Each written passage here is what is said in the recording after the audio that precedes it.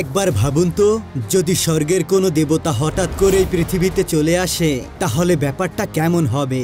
আজকের মুভিটা এমনই এক অসাধারণ গল্প নিয়ে নির্মিত, যেখানে স্বর্গ থেকে এক বোকা দেবতাকে হঠাৎ করেই পৃথিবীতে পাঠানো হয়। আর যেহেতু এই বোকা দেবতা স্বর্গে বহু বছর ধরে ঘুমিয়েছিল, তাই তার জীবনের কোনো স্মৃতিই মনে ছিল না।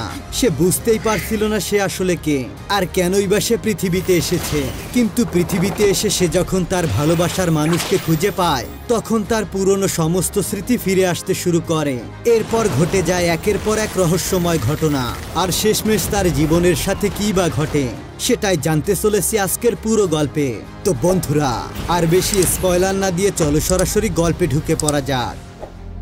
তো গল্পের শুরুতে আমরা একটি স্বর্গের দৃশ্য দেখতে পাই।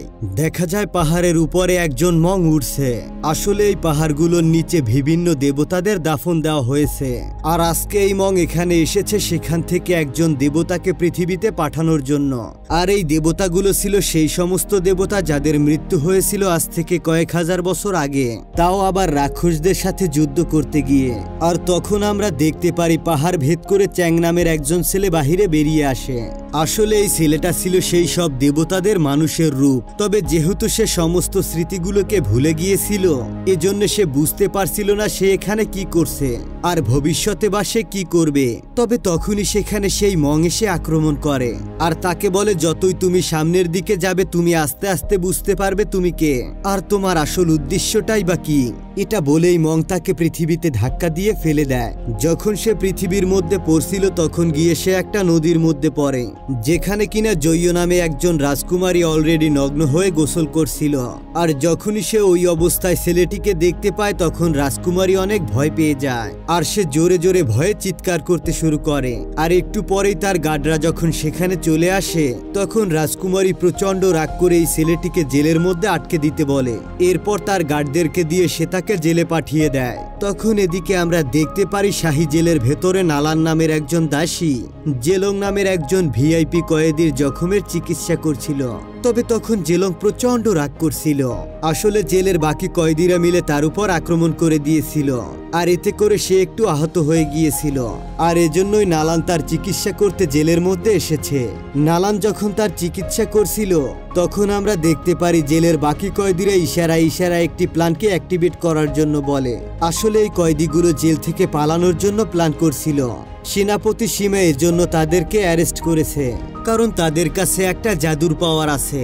আর যখন তারা আশেপাশের পরিস্থিতিটা বুঝতে পারে তখন তারা তাদের লুকানো হাতিয়ারগুলো দ্রুত বের করে আর সেগুলো দিয়ে এখানকার সিপাহীদের উপর আক্রমণ করে।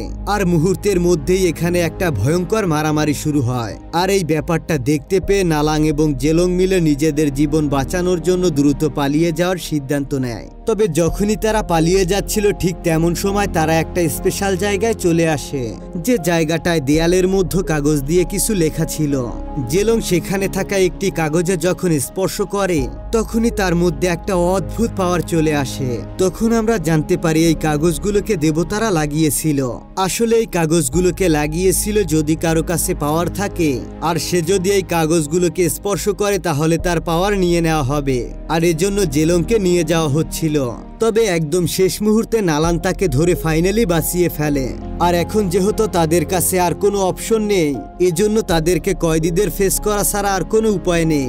তবে একটু পরেই আমরা দেখতে পারি সমস্ত কয়েদিরা এসে নালানকে ঘিরে ফেলে, আর এজন্য নালানও প্রচন্ড রেগে যায়। তাই সে রেগে গিয়ে একজন কয়েদিকে প্রচন্ড মারতে শুরু করে। আর এই মারামারির মধ্যে তার সাথে যে পার্টনার ছিল সে গুরুতরভাবে আহত হয়। যখনই নালান তার দিকে যায় তখন বাকি কয়েদিরা আবার তার উপর আক্রমণ করে। তখনই সেখানে সৌভাগ্যক্রমে সীমা চলে আসে।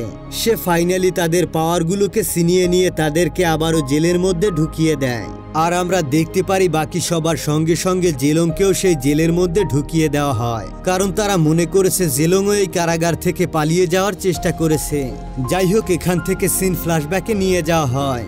আমরা দেখতে পারি রাজকুমারী জয়্য চ্যাংকে তার সঙ্গীদের সঙ্গে মহলে নিয়ে যাওয়ার চেষ্টা করছে। তখন যাবার পথে রাস্তায় কিছু ডাকাত তাদের উপর হামলা করে। আসলে ডাকাতরা চায় জয়্যর কাছে থাকা একটি ম্যাজিক্যাল ধনুককে হাতিয়ে নিতে। আর এগুলো দেখার পর রাজকুমারীকে বাঁচানোর জন্য চ্যাং তাদের সাথে ফাইট শুরু করে। যদিও চ্যাংয়ের হাত বাঁধা ছিল তবুও সে এই অবস্থায় ডাকাতের সাথে ফাইট করে, কিন্তু যখন সে তাদের সাথে লড়াইয়ে পেরে উঠছিল না তখন তার হাতটা অটোমেটিকভাবে খুলে যায়। আর যখনই তার হাতটা খুলে যায় তখনই সেই ধনুকটা অটোমেটিক্যালি তার হাতে চলে আসে। আর যখন সে ওই ধনুকটিকে চালায় তখন সে এক এক করে সমস্ত ডাকাতদেরকে মেরে ফেলে। কিন্তু যেহেতু চ্যাংয়ের জাদুর শক্তি হ্যান্ডেল করার মতো শক্তি তার বডিতে নেই, মানে এটা ব্যবহার করার অভ্যাস তার গড়ে ওঠেনি, এজন্য সেখানে চ্যাং অজ্ঞান হয়ে যায়, কারণ তার বডি এই শক্তির কারণে ওভারলোডেড হয়ে গিয়েছে। এরপর ওই দিন সন্ধ্যাবেলা রাজকুমারী জয়ী চ্যাংকে নিয়ে তার মহলে যায়, আর তাকে দেখার সঙ্গে সঙ্গে নালান তাকে ওয়েলকাম করে। সে প্রথমেই তাকে প্রশ্ন করে, তুমি এতদিন কেন মহলের বাইরে ছিলে? আর তখন রাজকুমারী জয়ী তাকে সেই জাদুকরী ধনুক সম্পর্কে বলে। সে বলে, আমার বাবার রোগ মুক্তির জন্য এই ধনুকটি খুবই গুরুত্বপূর্ণ, আর আমি এটা আনার জন্য গিয়েছিলাম। এর একটু পরই চ্যাংয়ের জ্ঞান ফিরে আসে, আর যখনই সে চোখ খোলে তখন সে নালানকে দেখতে পায়। তাকে দেখতে পেয়ে তখনই তার মনে পড়ে যায় স্বর্গে থাকা তার প্রেমিকা ইউজিনের কথা। আসলে তাকে দেখতে হুবহু নালানের মতো ছিল, যে কিনা 10,000 বছর আগে স্বর্গ থেকে হঠাৎ করে গায়েব হয়ে গিয়েছিল। আর তখন চ্যাং ছিল খুব পাওয়ারফুল একজন যোদ্ধা, যে কিনা রাক্ষসদের সাথে ফাইট করেছিল। আর তখন থেকেই তার প্রেমিকাকে আজ পর্যন্ত কোনোদিন সে খুঁজে পায়নি। আর এদিকে যখন নালান এবং জয়ী কথাবার্তা বলছিল তখনই চ্যাং সেখান থেকে গায়েব হয়ে চলে আসে, যে রুমটার মধ্যে সেই জাদুকরী ধনুকটা রাখা ছিল। আর যখনই জয়ী এই ব্যাপারটাকে দেখতে পায় তখনই সে প্রচন্ড রেগে যায়, আর তার সিপাহীদেরকে আদেশ দিয়ে বলে যত দ্রুত সম্ভব তাকে খুঁজে বের করে জেলের মধ্যে বন্দি করতে।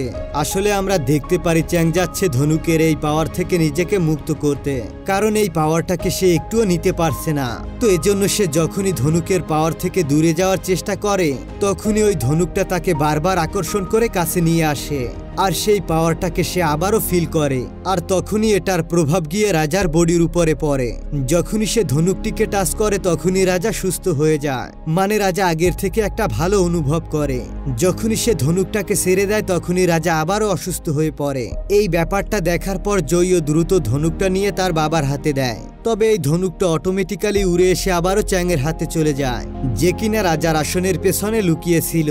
যখন রাজা দেখতে পারে ধনুকটার সাথে তার মধ্যে কোনো কানেকশন আছে, অর্থাৎ তারা একে অন্যের আকর্ষণ করতে পারে, তখন রাজা তাকে বন্দি করার জায়গায় অর্ডার দেয়, তাকে দাওয়াতখানায় একটু রেস্ট করতে দাও, আমি তার সাথে পরবর্তীতে কথা বলবো।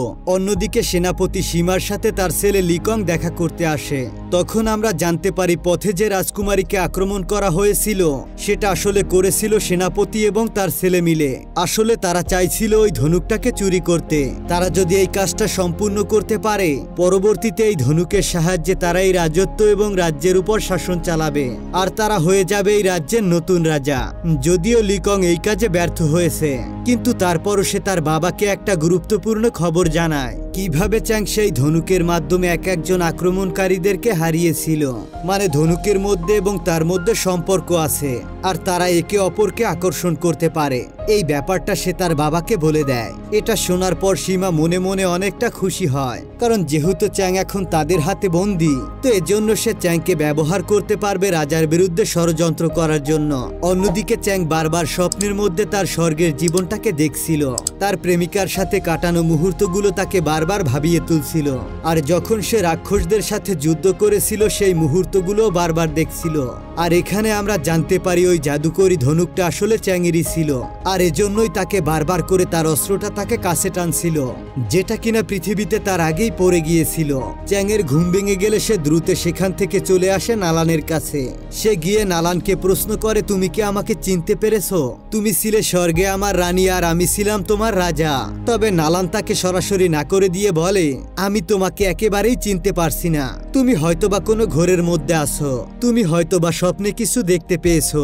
আর যখনই তারা এগুলো নিয়ে কথাবার্তা বলছিল তখনই সেখানে লিকং চলে আসে। লিকং এর শব্দ শোনার সাথে সাথে নালান চ্যাংকে লুকিয়ে পড়তে বলে, কারণ লিকং তার সাথে যদি চ্যাংকে দেখতে পারে তাহলে খারাপ কিছু একটা হয়ে যাবে। আসলে আমরা জানতে পারি সীমার আদেশে লিকং এর সাথে নালানের একটা বিয়ের কথাবার্তা চলছে, তাই সে যদি এই মুহূর্তে তাকে চ্যাংয়ের সাথে দেখতে পারে তাহলে তার মাথাটা গরম হয়ে যাবে, এজন্য তার জীবনটাও ঝুঁকির মধ্যে পড়তে পারে। আমরা দেখতে পারি এই বিয়েতে নালান তেমন একটা হ্যাপি ছিল না, তবে সে চাইলেও কিছু করতে পারবে না, কারণ এটা তাদের সেনাপতির আদেশ ছিল, তাই সেই বিয়েটাকে কোনোভাবেই অমান্য করতে পারবে না। কিছুক্ষণ পর লিকং যখন সেখানে চলে আসে তখন চ্যাং এসে নালানকে বলে সেদিন রাজকুমারীর উপর যারা আক্রমণ করেছিল তা মূলত এই লোকটাই করিয়েছিল। এই সমস্ত ব্যাপারগুলো সে তার জুতো এবং ভয়েস শুনেই চিনতে পেরেছে, কারণ এই দুইটা জিনিস ডাকাতদের সাথে হুবহু ম্যাচ করছিল। আর এর কয়েকদিন পর রাজমহলের মধ্যে কিছু মুখোশ পরা সিপাহী রাজার উপরে আক্রমণ করে। তবে যখনই তারা রাজাকে মারতে যাচ্ছিল তখনই সেখানে সেনাপতি সীমা চলে আসে আর সে আক্রমণকারীদেরকে মেরে রাজাকে তাদের হাত থেকে সেভ করে। ফাইনালি উপহার স্বরূপ সে রাজার কাছে চ্যাংয়ের সম্পর্কে জিজ্ঞাসা করে। তবে যেহেতু রাজা এই ব্যাপারটা ভালো করে বুঝতে পেরেছিল সীমার উদ্দেশ্যে খুব একটা ভালো না, তাই এজন্য সে চ্যাংয়ের সম্পর্কে তার কাছে কিছুই বলে না। আর আমরা দেখতে পারি রাজকুমারীও তার বাবার কথা ফলো করে সেভাবেই তাকে বলে দেয়। রাজকুমারী বলে তাকে তো কত আগেই মৃত্যুদণ্ড দেয়া হয়েছিল আর এতক্ষণে হয়তোবা তাকে মেরে ফেলা হয়েছে। তবে সীমা এই ব্যাপারটিকে খুব ভালোভাবেই বুঝতে পেরে গিয়েছিল। যেহেতু তারা সবাই চ্যাংকে তার সামনে আসতে দিতে চায় না, তাই তারা সবাই মিলে তার সাথে মিথ্যে কথা বলছে।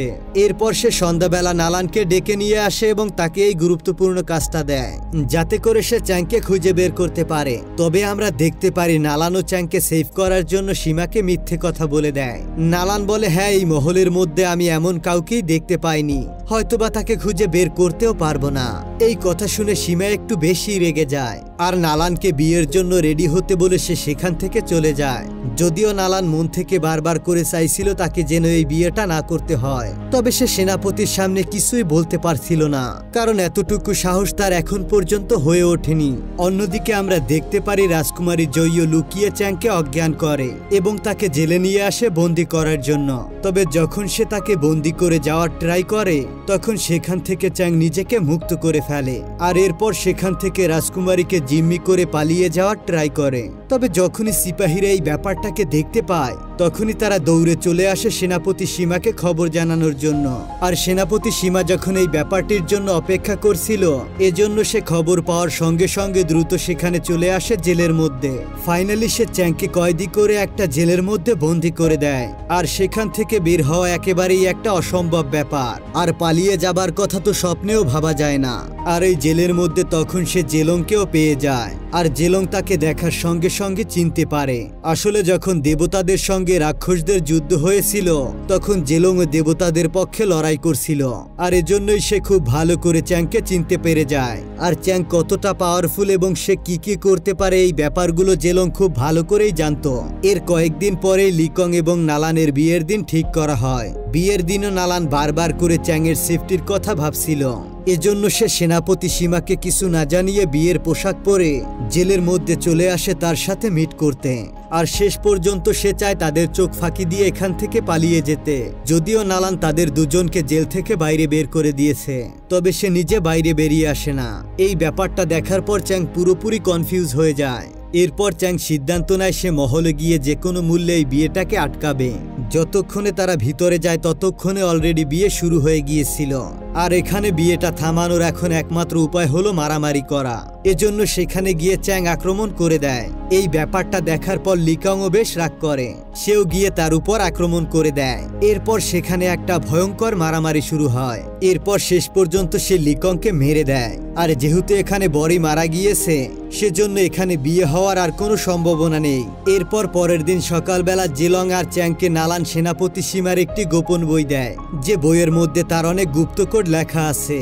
আর এই বইয়ের মধ্যে লেখা ছিল যে সীমা চায় বিভিন্ন রকমের জাদু এক জায়গায় করে সেগুলোকে নিজের মধ্যে এনে পৃথিবীর সব থেকে পাওয়ারফুল ব্যক্তি হতে। আর এজন্যই সে যাদেরকে বন্দি করত তাদের মধ্যে এক ধরনের ম্যাজিক্যাল পাওয়ার ছিল, যারা বিভিন্ন সুপার পাওয়ার দিয়ে বিভিন্ন কিছু করতে পারত। তখন এদিকে সীমা চলে আসে শাহী পরামর্শক সুয়াংজুর কাছে।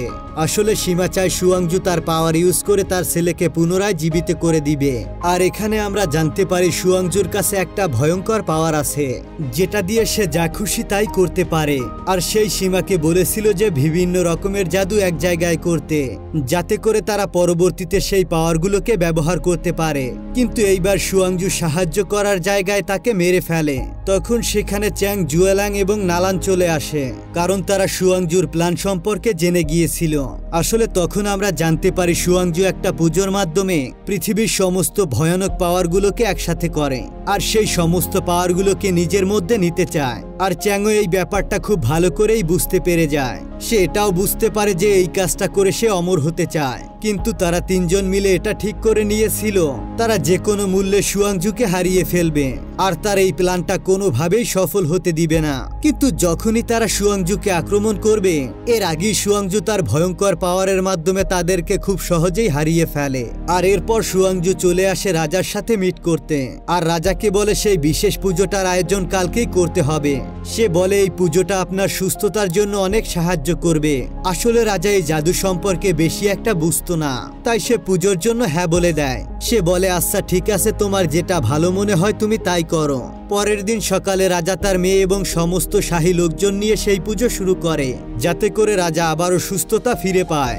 এরপর যখন পুজোটা শুরু হয় তখন সুয়াংজু তার পাওয়ার ব্যবহার করে সকল শাহী মানুষের পাওয়ারগুলোকে এক করে বের করে নিজের মধ্যে ঢুকিয়ে নেয়। যখন সকল শাহী মানুষের পাওয়ার বের হয়ে যায় তখন সকল মানুষগুলো অজ্ঞান হয়ে যায় আর তখনই আমরা দেখতে পারি সেখানে চ্যাং এবং জেলং চলে আসে।